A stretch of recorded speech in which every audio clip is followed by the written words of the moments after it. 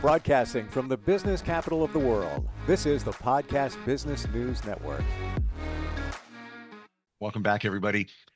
Always learn so much about therapy and the arts when we have this gentleman and some of his colleagues with us. And I've learned in the past weeks that the arts heal, the music, the poetry. It's all therapeutic, much more than I think any of us realize. And it starts with a great organization in the greater New York area called Baltic Street Into Action. The man behind that is Peter Jampel, and he's back with us today. Hey, Peter, how you doing? Steve, I'm really fine, and it's great to be with you, and I'm really excited about our guest today. Same here. We're going worldwide, and I'm going to throw it back to you. Who do we have with us today? So I have two esteemed colleagues who I think will talk in detail about two wonderful projects, one from Australia and the other from India. But I'd like to kind of give you an overview of the projects that Brydie Lee Bartlett and Barbara Hesser will be discussing, because to understand the context will help us appreciate the details of what it looks like in each of these localities. So first, the way in which we have structured these podcasts has brought to light how music promotes health and well-being for projects that center on mental health and physical health. We've also had projects that have highlighted the ways in which music and music therapy promote learning in the New York City public school system. We've also had projects that have dealt with the impact of war and trauma and the devastating impact that that has had on people in the Ukraine and people in Israel. And although we haven't talked about it, it implies the need for peace building strategies as well for the devastation that these traumatic, cataclysmic events have had on the people of those countries. One thing that I think we'll learn a lot more about is how music can promote sustainable community development.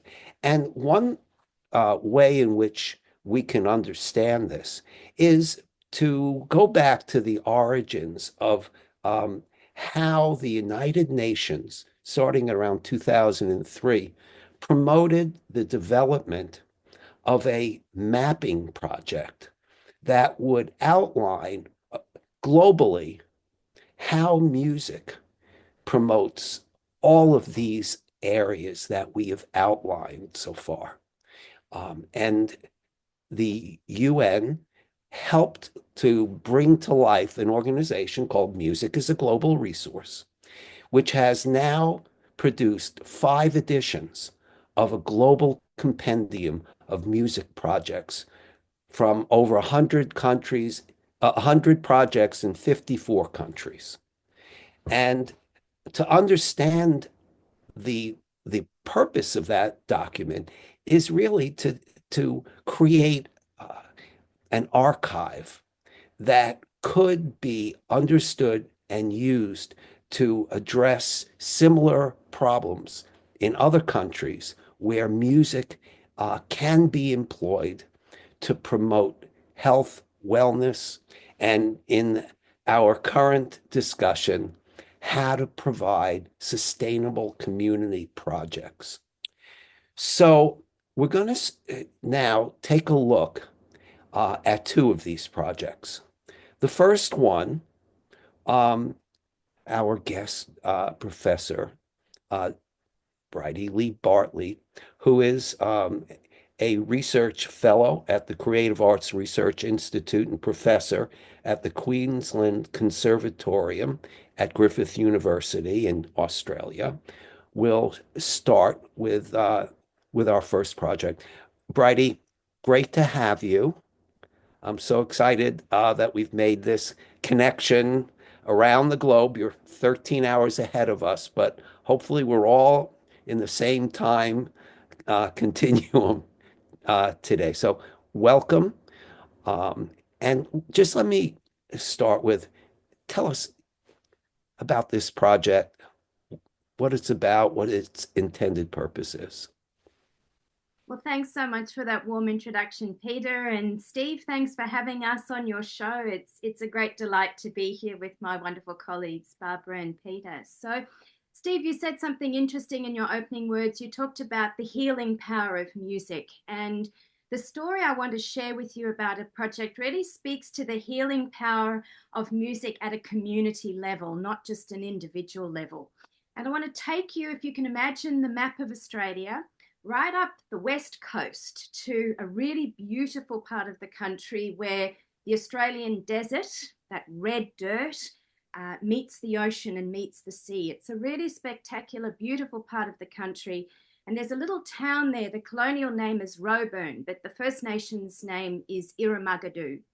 It's a town with amazing culture and amazing strength and amazing beauty, but it's also a town that has had a history of trauma and loss. And that's the genesis of the project I want to tell you about today, called Songs for Freedom. 40 years ago, a young Aboriginal man died in the hands of police custody. His name was John Pat. And this started a long story of loss and trauma in this community. And after many, many years of division and pain, the elders came together and they said, we need a new story for this town. We need to find a way of healing, and we need to narrate a different kind of Irumagadu and share that with the world. And so they approached an amazing arts and social justice organization called Big Art, and they developed a songwriting program with the express purpose of healing this community, telling their story, telling the truths of how unjust the justice system was, and the sorts of changes they wanted to see. And what was so amazing was the songwriting space created an opportunity for people who were divided, who were in a lot of pain, to come together, to share their stories, to find connection, and then to share that with the rest of the country. And this program has been happening in the community. It's happened in the local prison, in schools, and it's also now extended to a national tour where they are trying to highlight some of the continued injustices in the youth justice system and some of the changes that need to happen. And they've been using their songs as a way of telling their story of how important it is to heal, but also of the reforms that we need to have in the justice system. And so it's a really powerful story about the way in which music and songwriting in particular can not only work on that individual level and that interpersonal level between community members, but at a community level. And now they're actually trying to heal the justice system. So it's a huge, big advocacy campaign they're running at the moment. I think it's a really powerful illustration of your opening words there, Steve, where you talked about the healing power of music. And Peter, how you talked about the ways in which music can promote community development, as the UN likes to champion around the world. Brydie, we're going to come back to some of the further details, but I'd like to take this opportunity now to introduce Professor Barbara Hesser. By the way, I failed to acknowledge that Brydie and Barbara are both the co-editors of the 5th edition of Music as a Global Resource Compendium. Barbara is the founding director of the music therapy program at New York University. And Barbara, give us a picture of the project that you've chosen today for discussion. It was hard to pick. There's so many wonderful projects in the compendium, over 100 projects. And that we had submitted from all over the world. It just was a wonderful experience in gathering all of these projects, and selecting one is hard. But I did select a project called Savaram, which is from India. It takes place in the southeast of the country of India, and it's located on the property of of Sri Aurobindo's ashram there, and now an intentional community, a UNESCO recognized intentional community, a planned place of peace and diversity, and they have all kinds of very interesting approaches to community life. And a colleague of ours, Aurelio, who we have met several times and who is just a wonderful pioneer, in 2003 started a youth at risk project with the local Tamil Nadu communities, which are surrounding Aurobindo. And in those communities, there's a great deal of poverty and difficulty. There's so many young people who are not employed, and it's creating alcoholism, aggressive behavior, and gang formation. And so there's a lot of trouble around. And one of the Aurobindo communities projects is to go out into these communities and offer help for whatever is needed. And so this project, Savaram, was initially created to combat these problems that they were having, the gang violence and the unemployment, poverty. They selected 7 young men from the communities. I'm not exactly sure how they picked those 7 young men, but they picked 7. And they came to the Arts and Research Center on the property of Aurobindo, and Savaram became a place of offering vocational training and education to these young men. And that was in 2003. I like this project because it shows not only the sustainability of what you can do in a community, but because they still exist today, 20 years later, and they're still going very strong, they can show you what can happen over time if you stick to it and keep working with it.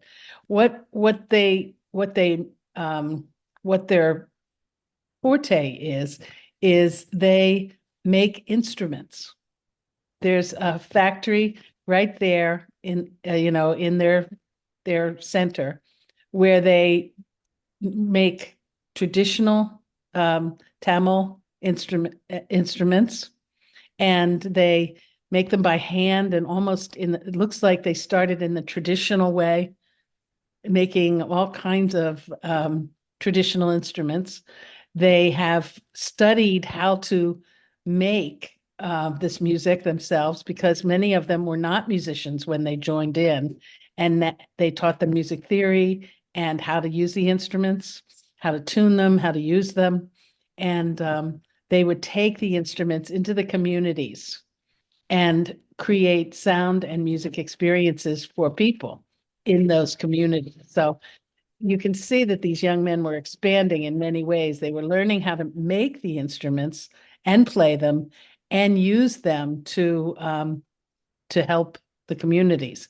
And they would also participate in festivals. And I learned that the Tamil language is one of the oldest spoken languages on the planet. And their culture, some of their instruments, one of the instruments that they've made recently is a stringed instrument that's 3,000 years old.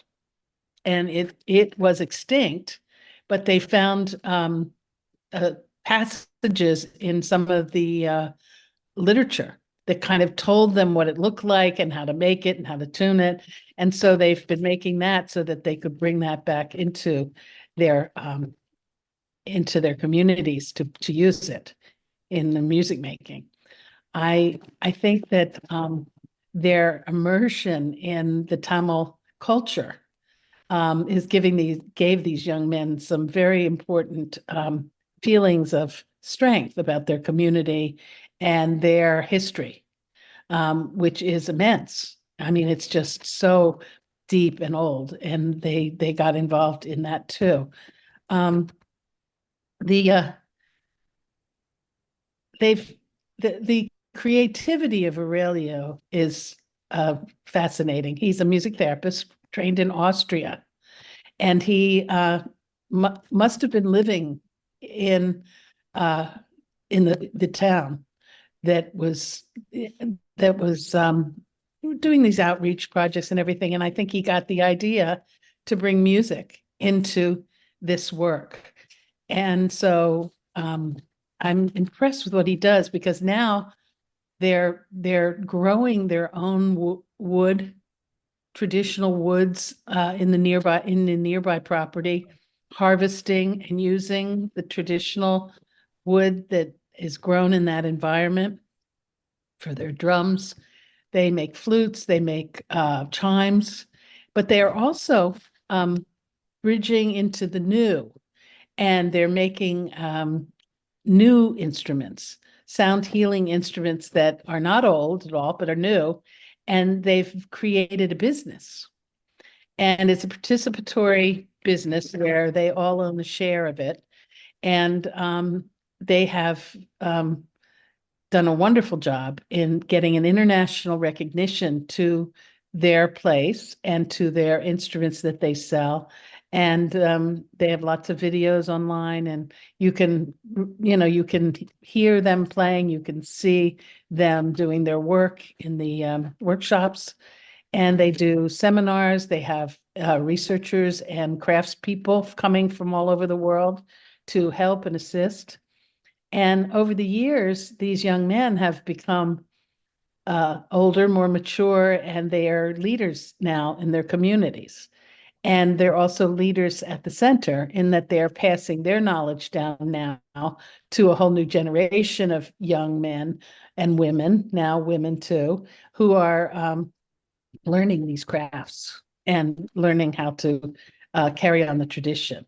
So I think it's very interesting, because it's been a great help economically to these people, because they have jobs, and as well as they're learning so much about their culture and the music of their people. So you can see that over the years they add dimensions to this project all the time, and I'm really pleased for them that they're doing so well. And we've kept in touch with Aurelio over the years, and he was in New York. We saw him there, and over in Peter had a meeting with him over in Europe once, and it's just that we've kept in touch, and he's very proud to be in the compendium, because he feels he's being honored by the UN and by the auspiciousness of the compendium. So I'm very happy about that too. It's given him a feeling of being honored internationally for his good work. And when I was preparing to talk about it, I became even more impressed with what one person can do when they're dedicated and devoted to a cause, and who love music, and the whole idea of music being something that brings these people together and has helped them develop their life. And so I think it's a big contribution to our compendium. It's exemplar in that it's different than many of the other projects, are working directly with people for healing. And this, again, is more of a community effort, just like Brydie talked about with her project. It's about raising up the community that they live in. Yeah, it's really impressive. What blows my mind, just by planting the musical seed, one little notion of, let's try doing music to help us feel better, bring us all together. And from there, we learn how to play music. That's Mhm. part that kind of blows me away. Then that turns into making the instruments, growing the wood for the instruments, providing jobs for people in the community. My gosh, Mhm. it's like I know incredible. it's so creative on their part to do this. And they started with 7 young men, and they are now a team of 85 people who are employed and Wow. doing this work, and it's grown exponentially. So that's really great. When you say, "Oh, 7, what are you going to do with 7 people?" But now it's 85 and growing. So I'd like to go there one day. I think it would be fun to Mm. be in the community with Yeah. them. Both of these projects are very compelling and have a lot of similarities in terms of preservation of cultural Mhm. heritage, musical heritage, the Mhm. heritage of instrument making. Brydie, can you tell us what attracted you to this project? What really brought you in terms of the aspects of this project that you feel are most compelling?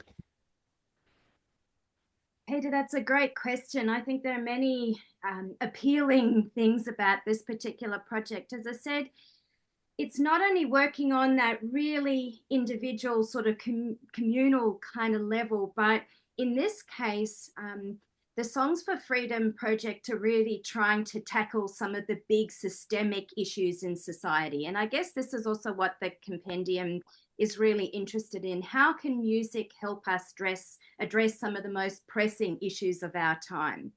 And in the Australian context, and I know it's similar in the US, there are major issues with the justice system.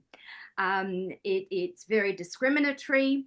In the Australian context, there are really astronomically high levels of incarceration for our First Nations people. And so this project was not only about healing a local community, but thinking about how we can heal those systems, because it's not that more young First Nations people are committing crimes, it's more are actually being locked up. And so there's an inherent racism there as well. And so this project is really trying to use the power of music to speak to power, to get attorney generals on board and listening to the testimony that comes out of these songs that have been written that are seeking to heal not only individuals and a community, but a system. And so I find that really, really compelling. There are a few things in this world that can operate on that really micro level when you make music together, and also operate on that macro level. We think about huge, big social movements where music has been a really key part of them, the civil rights as an example.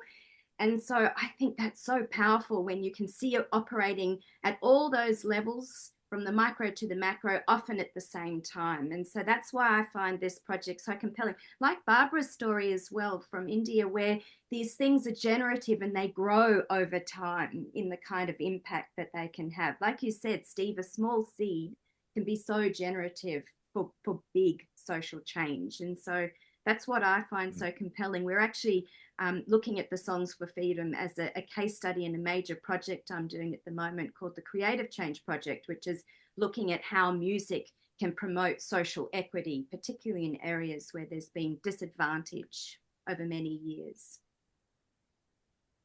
No, the idea that these projects not only grow, evolve, take new directions that were perhaps not anticipated when they first began, but have followed a kind of course of logical development based on the needs of the people who are being provided services is extremely important. And now, Brydie, as you talk about how, in a way, one project's being piggybacked on the experience of the other. So it provides, as a researcher, a a field level opportunity to learn what worked, what didn't work so well, how to tweak it, how to adapt it to a new setting. This really is what the UN had in mind in terms of how projects could inform each other's development. And it really sounds like that's happening. Absolutely, Peter. And I think also what's so compelling is we've just shared two stories in a short space of time. So the compendium has 109 projects that are equally amazing, as Barbara said. And so imagine the power of these stories and how rich they are, magnified by over 100. And then if you think of that 109 just being a small little sort of tip of the iceberg of what's happening around the world and multiply that by the thousands and thousands of programs that are happening, it really does show what a rich resource music is in communities everywhere. And of course, we know that music is one of the most ancient things we do as human beings. And so I think we're really seeing the power and the need for that now, particularly with all of the division and complexity we see in society at the moment. Peter, I'd like to add a couple of things. I just want to tell the listeners that if they would like to see the compendium, it's published free online and musicasaglobal.resource.org. So just put in music as a global resource and it will come up. And you can copy that, you can share it with friends, you can read it right there online on our website. So it's actually there for everybody as a resource to be used. I think and it's the compendium is organized by category of what actually it achieves. So, I think that that's partly what people want to know is what does that do for people? How does it work?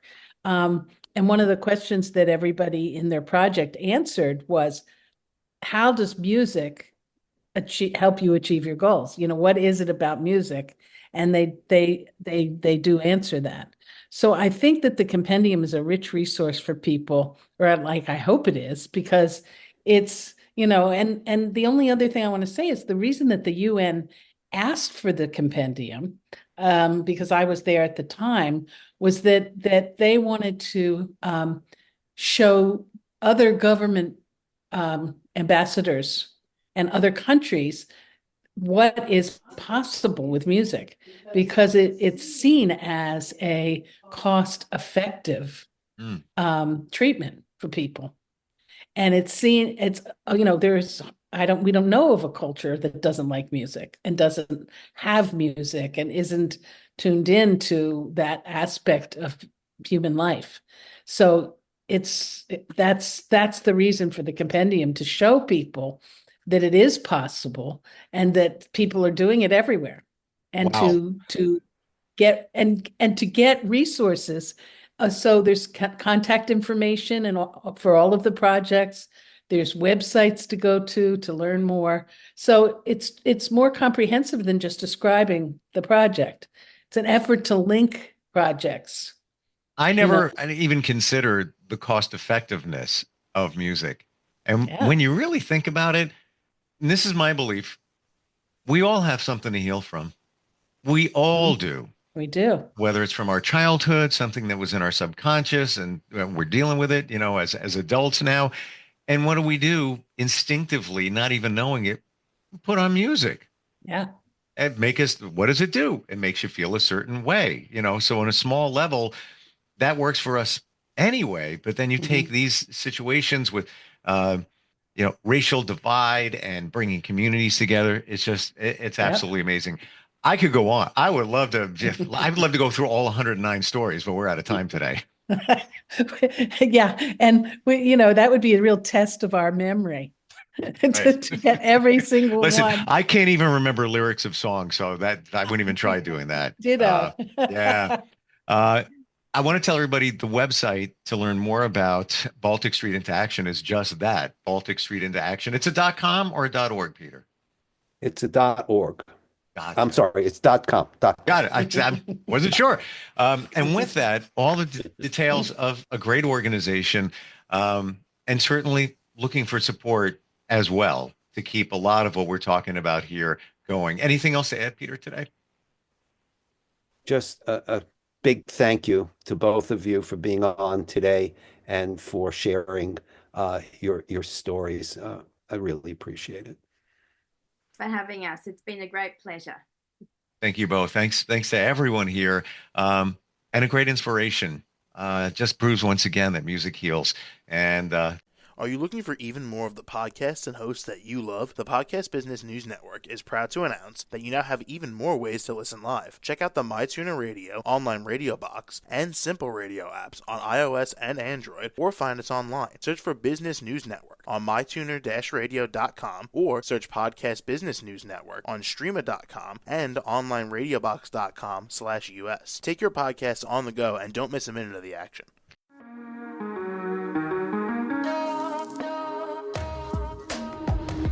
Broadcasting from the business capital of the world, this is the Podcast Business News Network. For nearly 2,000 severely injured veterans, everyday life has become filled with barriers. Day-to-day simple tasks can become pretty daunting. I have to carry my chair up 2 flights of steps or have somebody do it for me. What scares me the most is just the falling.